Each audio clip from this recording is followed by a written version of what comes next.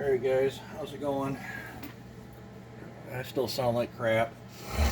Still fighting off that crowd. I am feeling a little bit better, but not like I wished I was feeling. This is that 4910 I've been working on the other day. I just figured I'd show you what I did on this one. I made my lowers huge. I cut out really wide to match them. Polished the exhaust. Moved it up. Like I said, I typically tilt my bit up, get the angle, then roll it in.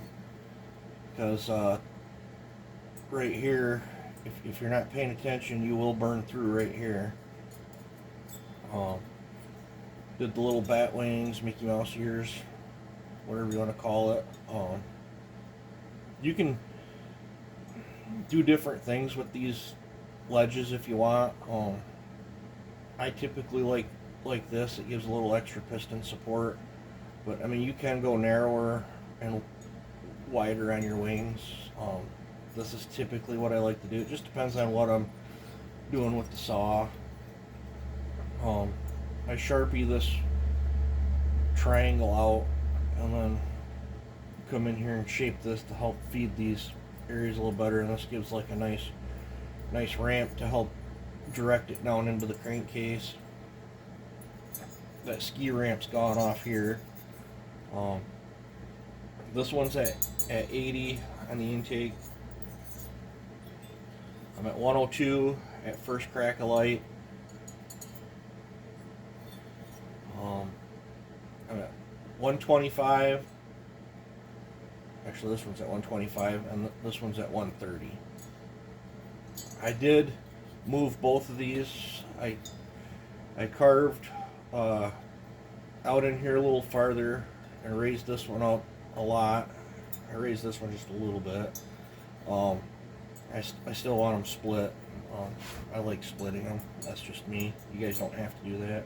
You guys don't have to do huge lowers. That's just how I choose to do it. And like I said, this does make it a little inconvenient on this side here.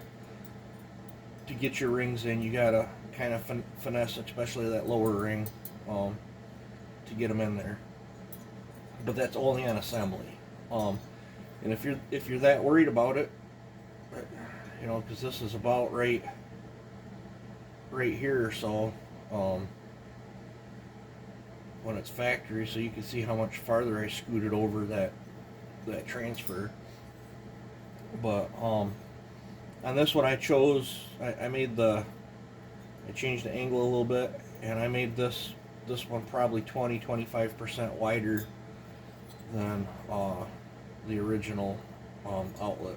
But if you guys are worried, I mean, you don't have to move these if you don't want to. If you're just trying to build a good little work saw or whatever, open these, don't touch them, do your intake and exhaust and muffler mod, and you know, you could probably still get, you know, close to 5 horse out of them or so. But I know without touching this one, going big on the lowers, 102, 80, 81, 82, somewhere in there, and just moving this one up and eating into the sides here a little bit with a 3/4 inch outlet on the muffler mod, you can get 5.5 horse pretty easy. Reliable power too. This all run a long time. This one I did a 1-inch outlet on, just because I want more outlet on this one, because I'm gonna have more coming in. I want more coming out. Did the typical remove all that crap out of there. I'll be curious to see how this one runs, because this will be the first one that I've ever widened the primary here. Be curious to see how this thing responds, what its behavior is going to be like, and how broad the torque band is in it, how the throttle response is going to be. I just thought I'd share that. I gotta pull the limiters and cut them off on the carburetor yet, and then clean up. Gotta wash this yet, and I don't know, I might put this saw together today. I don't know. My buddy's in no rush for it. So, but just thought I'd show you another little video and look at some different types of port work. And how I do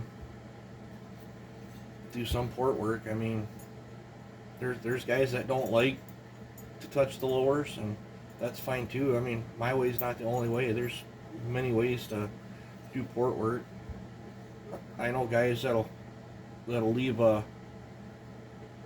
much narrower divider in here and go bigger here. I know guys that'll do that on top and bottom, or the bottom.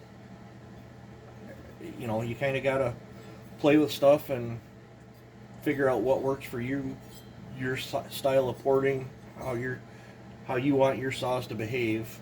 But other than that, I just thought I'd show that. There was something else I wanted to. Oh yeah.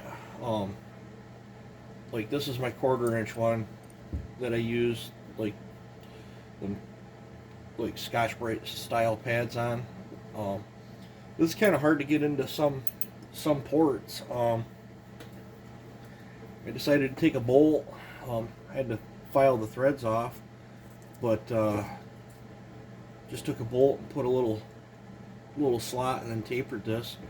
And this is nice for certain applications, but I tell you what, having that variable speed, this is freaking great. I'm liking this a lot better. So not only can I use my little strips of emery cloth in there,